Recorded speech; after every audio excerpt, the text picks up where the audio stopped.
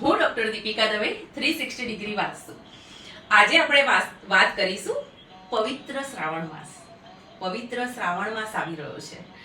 તો આમ તો મારું એવું માનવું છે કે આપણા માતા પિતાને ખબર જ હોય છે કે આપણે શું જોઈએ છે, અને ઓલવેઝ હું એવી રીતે પૂજા કરું છું કે તમે મને સમૃદ્ધિ વાળું જીવન આપ્યું છે, આટલું સરસ સુંદર શરીર આપ્યું છે અને આટલું સરસ જીવન આપ્યું છે, એના માટે થેન્ક યુ રૂપે આપણે પૂજા કરતા હોઈએ છીએ. પણ ઘણાના જીવનમાં ઘણા બધા પ્રોબ્લેમ હોય છે, તો એમાં પણ એવું માનવું છે કે માતા પિતાને ન કહીએ તો કોને કહીએ, હે ને? તો આપણે જો તમારે એક જ મનોકામના તમારે મનમાં ધારવાની છે, જે એકદમ ઇમ્પોર્ટન્સ તમારું કામ હોય અને રોકાઈ રહ્યું હોય, તો શું કરવાનું છે? તો આપણે શું કરવાનું છે કે શ્રાવણ માસનો પ્રથમ દિવસ અથવા અમાસના દિવસથી પણ તમે આ કરી શકો છો, અમાસ ટુ અમાસ. તો તમારે ગાયનું દૂધ લેવાનું છે, એની અંદર કેસર, શુદ્ધ કેસર નાખવાનું છે, સેફ્રોન જેને આપણે કહી શકીએ છીએ.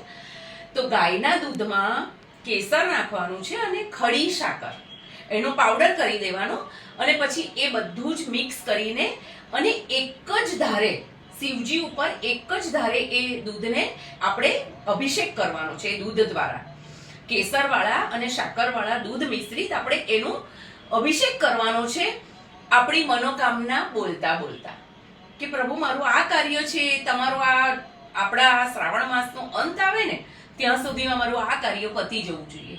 મેં આ કાર્ય તને સોંપ્યું પ્રભુ.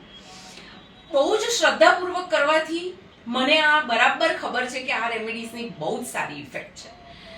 તો બધાને હેપી શ્રાવણ માસ, અને આવી જ અવનવી રેમેડીઝથી મળીએ છીએ ડોક્ટર દીપિકાને. ત્યાં સુધી bye bye, take care, thank you. હું ડોક્ટર દીપિકા દવે 360 ડિગ્રી વાસ્તુ. આજે આપણે વાત કરીશું પવિત્ર શ્રાવણ માસ. પવિત્ર શ્રાવણ માસ આવી રહ્યો છે. તો આમ તો મારું એવું માનવું છે કે આપણા માતા પિતાને ખબર જ હોય છે કે આપણે શું જોઈએ છે, અને ઓલવેઝ હું એવી રીતે પૂજા કરું છું કે તમે મને સમૃદ્ધિ વાળું જીવન આપ્યું છે, આટલું સરસ સુંદર શરીર આપ્યું છે અને આટલું સરસ જીવન આપ્યું છે, એના માટે થેન્ક યુ રૂપે આપણે પૂજા કરતા હોઈએ છીએ. પણ ઘણાના જીવનમાં ઘણા બધા પ્રોબ્લેમ હોય છે, તો એમાં પણ એવું માનવું છે કે માતા પિતાને ન કહીએ તો કોને કહીએ, હે ને? તો આપણે જો તમારે એક જ મનોકામના તમારે મનમાં ધારવાની છે, જે એકદમ ઇમ્પોર્ટન્સ તમારું કામ હોય અને રોકાઈ રહ્યું હોય, તો શું કરવાનું છે? તો આપણે શું કરવાનું છે કે શ્રાવણ માસનો પ્રથમ દિવસ અથવા અમાસના દિવસથી પણ તમે આ કરી શકો છો, અમાસ ટુ અમાસ.